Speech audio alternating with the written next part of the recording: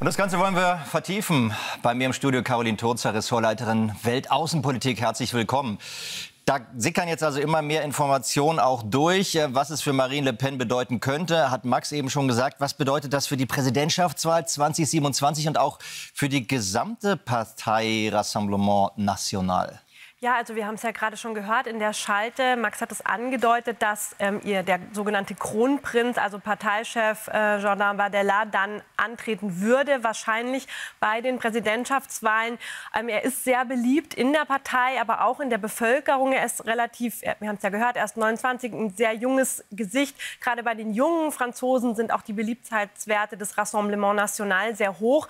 Das bedeutet, es mag für Marine Le Pen das Ende ihrer politischen Karriere sein. Der Aufstieg des Rassemblement National in Frankreich ist damit aber nicht gestoppt. Also das ist ja noch mal ganz wichtig, weil sie hat ja auch vom Todesstoß gegen Sie und Ihre Partei gesprochen. Dadurch aber genau das scheint selbst durch dieses Urteil offenbar nicht der Fall zu sein. Nein, tatsächlich nicht. Also für sie ist es tatsächlich der Todesstoß. Sie hat sich sehr gewünscht, in den Élysée einzuziehen und hat ja auch sehr, sehr gute Chancen. Sie hat ja in den letzten Präsidentschaftswahlkämpfen ihre Stimmenanteile sehr stark steigern können und Experten haben schon eben ihr prognostiziert, dass ein Wahlsieg sehr wahrscheinlich sein könnte 2027. Sie ist sehr beliebt in der Bevölkerung. Das heißt, das ist jetzt für sie schon eine sehr, sehr herbe Niederlage, aber für ihre Partei tatsächlich nicht. Da steht ein Nachfolger, ein zweiter Kandidat schon in den Startlöchern. Lass uns noch mal kurz über Jordan Bardella sprechen. Der könnte tatsächlich neuer Präsident der Franzosen werden, ja? Stand jetzt? Also Blick in die Glaskugel ist immer ein bisschen schwierig. Wir sind ja jetzt noch ein ganzes Stück weg von den Wahlen, über 2 Jahre.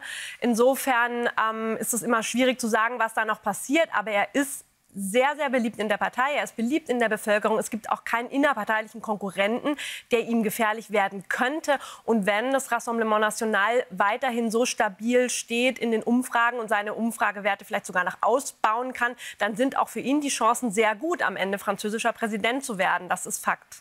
Marine Le Pen sagt ja nach wie vor, sie sei sich keiner Schuld bewusst. Das Urteil steht nun, aber hat sie die Situation da völlig falsch eingeschätzt? Denn die Gelder sind laut Gerichtsurteil tatsächlich fälschlicherweise widerrechtlich verwendet worden. Ja, also dieser Fall, dass EU-Mittel an falsche Stellen fließen bzw. unrechtmäßig für Mitarbeiter verwendet werden, die gar nicht mit Angelegenheiten in Brüssel oder in Straßburg betraut sind, sondern für die parteizentralen Arbeiten in Wahrheit, den gab es in der Vergangenheit auch schon in anderen Parteien, unter anderem auch in der mit der Partei Modem von dem derzeitigen Regierungschef Bayrou. Bei Marine Le Pen ist es jetzt aber so, dass die Staatsanwaltschaft geltend macht, dass alle Fäden bei ihr als damaliger Parteichefin geflossen sind. Also dass sie da einfach eine führende Rolle gespielt hat und auch deshalb war die Staatsanwaltschaft so entschieden. Und es gibt, also die Beweise sind schon relativ erdrückend. Es gibt SMS, es gibt einfach Beweise, auf die die Staatsanwaltschaft ihre Anklage stützen konnte. Und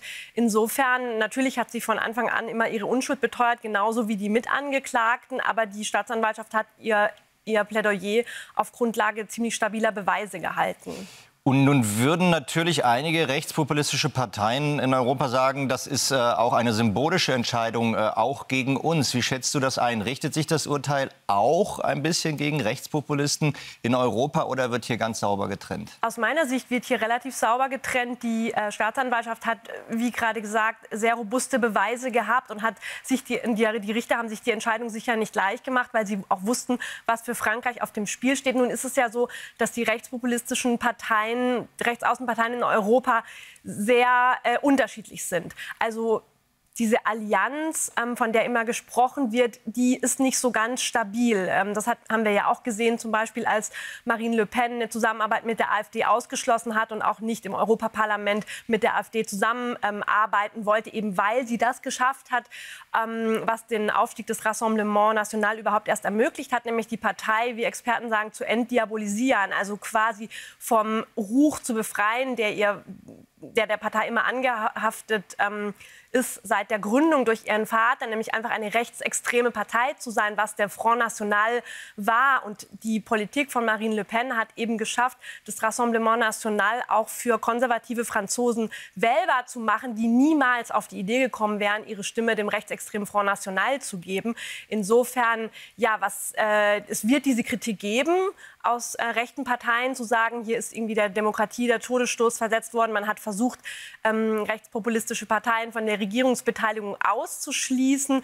Aber so wie ich das gerade beurteile, ist Fakt, dass das Urteil auf Grundlage stabiler Beweise gefallen ist. Caroline, vielen Dank. Wir können zusammen gleich noch Bilder sehen, wie Marine Le Pen jetzt den Gerichtssaal verlässt. Und während wir gesprochen haben, kam auch noch mal die Bestätigung, jetzt auch vom Gericht ganz offiziell bestätigt. Wir haben ja schon drüber gesprochen. Also Marine Le Pen darf ab sofort nicht mehr bei Wahlen antreten, gilt, wenn wir das richtig verstehen, für 5 Jahre und damit auch für die Wahlen 2027. Wir sehen sie hier, wie sie den Gerichtssaal verlässt, beziehungsweise hier kommt sie jetzt erst noch mal aus dem Aufzug. Gleich in wenigen Augenblicken, oder wir schauen, sage ich doch, hier vors Gericht und hier verlässt sie das Gericht und steigt in ihr Fahrzeug ein. Prozess hat sie verloren, ihre politische Zukunft quasi auch mit diesem Urteil antreten darf sie nicht mehr. Sie wird nicht als Präsidentin für Frankreich einziehen können. Soweit diese Bilder, die uns live aus Frankreich erreicht haben. Caroline Thurzer, ganz herzlichen Dank auch nochmal für deine Einordnung und den Besuch hier bei uns im Studio. Sehr gerne.